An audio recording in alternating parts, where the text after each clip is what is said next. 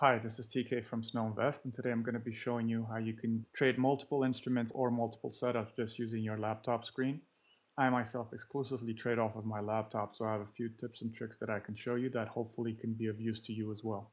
So let's just jump straight into it. The way I like to set this up is by having two larger screens where I actually take my trades, and then four smaller screens for monitoring some of the other instruments that I like to see. I trade primarily the NQ and the GC instrument off of the 1 minute, but I'll monitor all the other future instruments like the ES, oil, YM, and RTY.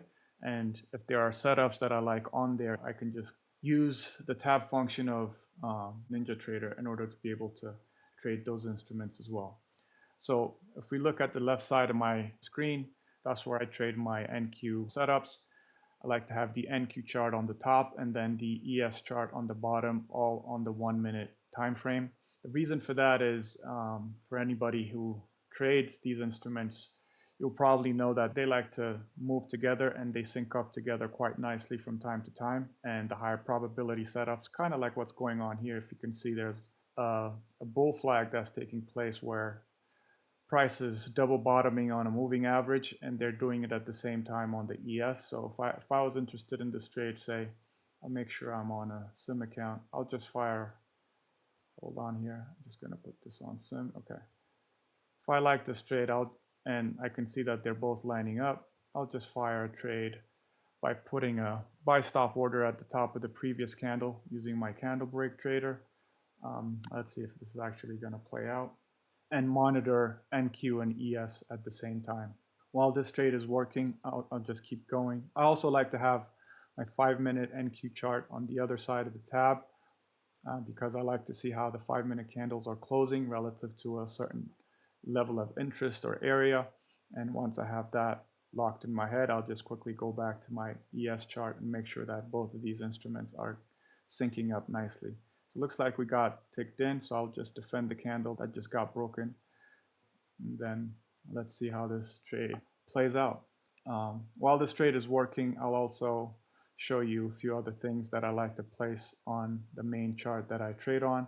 So this is where I have my mini instrument for the NQ, but I also like to have the micro on the other side of the chart because at times, especially during market open, most of you will know that NQ candles can blow up significantly and it becomes difficult to manage risk just trading on the mini. I ideally don't like to spend more than $200 to $250 worth of risk when I'm taking a trade. And because I trade the break of candles, first candle to make a new high or first candle to make a new low relative to the previous candle, I at least would like to be able to give the range of that candle as room for the trade to operate. So if I break at the top of the previous candle, at least my stop needs to be at the bottom of the candle. So let's say, for instance, for some reason that you wanted to buy the break of this larger bullish candle here. My candle break trader tells me that in order to defend that candle, it would cost me $310 worth of risk. And if I'm not comfortable with that risk size, I can quickly switch to my micro, take it with half the size, and now the risk is reduced down to 165. Now the candle just shifted, so this is all displaying in live time. And so that gives me quick indication on what kind of risk I'm dealing with, and depending on what the candles are doing, this is how I like to manage my risk.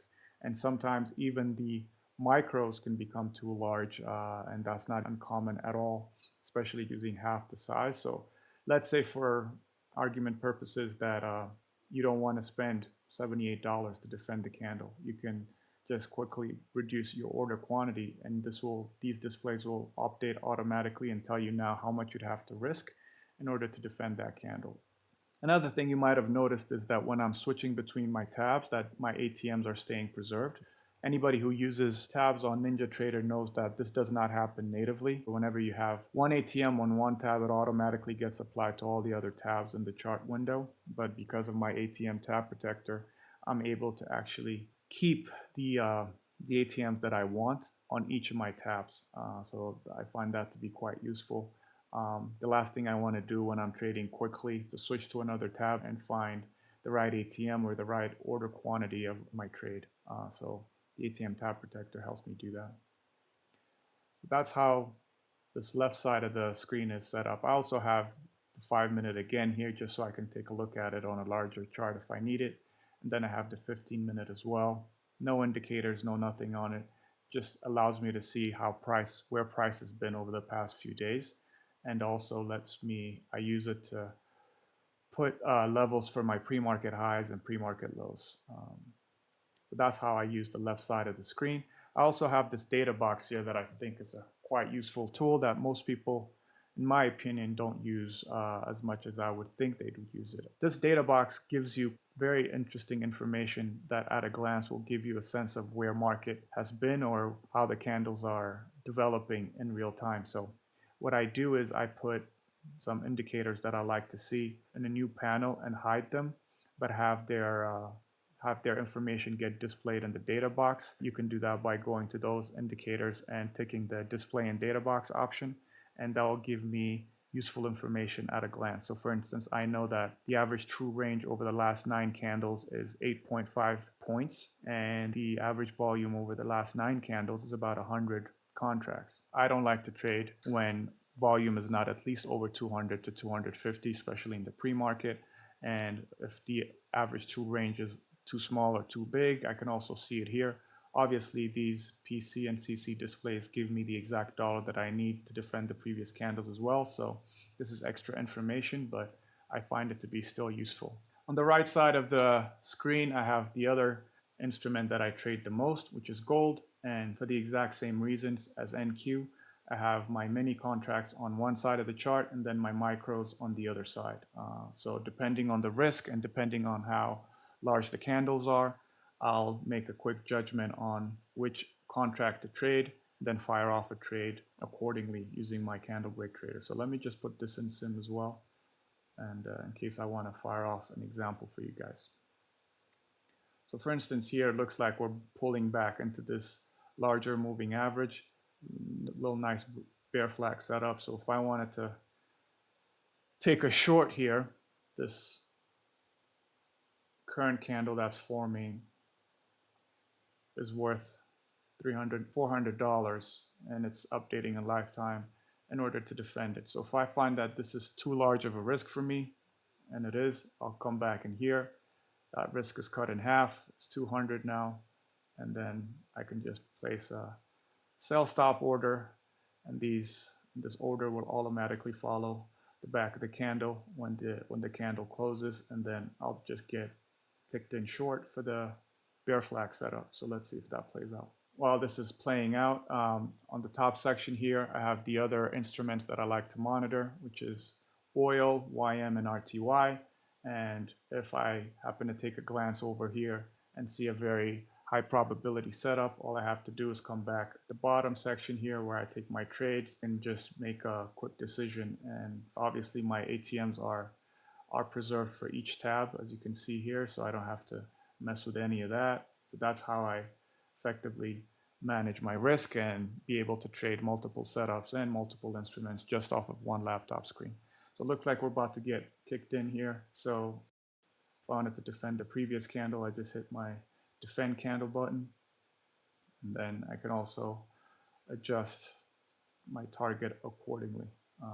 So now I'm only defending $100 worth of risk, but I've also given enough room for the trade to play out in order to not get ticked out every time I get in. So that's why I'm always hawking this display to make sure that I'm operating with the level of risk that I'm comfortable in. So it looks like this bear flag is playing out. So I'll just probably move my, stop to break even. Wish I would have taken this on my live actually, because it was quite a nice trade setup here. So that's in effect how I look at my charts here. Another tool that's not a native Ninja tool, it's just a Windows feature that I use quite often, is this, what they call a desktop feature, I guess. I like to call it screens, is where you can create multiple screens just off of your laptop monitor and then be able to toggle back and forth between them. So I have my charts here, as you can see, and then on the other side of on the other screen, I have my trading group that I belong to. And then that's kind of running in the background. And whenever I'm trading, I just toggle to my trading screen and then put my attention and focus on here. But whenever there's a lull in the market or somebody says something interesting in the trading group, I can just quickly toggle to that screen, see what's going on here, and then go back whenever I need to. So you have to set that up first by creating your new screens here. Once you do that, though, the way I'm quickly toggling back and forth between the screens is by hitting the control key on my keyboard, the Windows key, and then the left and right arrow.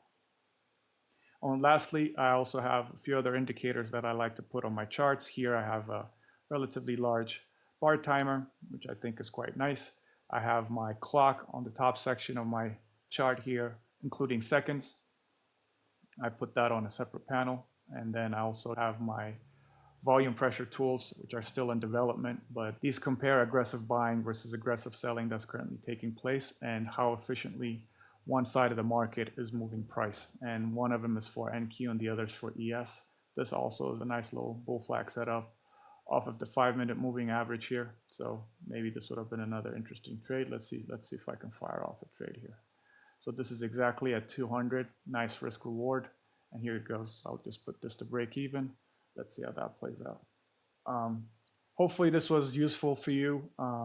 Let me know if you have any questions. I'm happy to help. You can send me a private note if you'd like, or put the questions in the comment section. Thanks for watching and have a good day.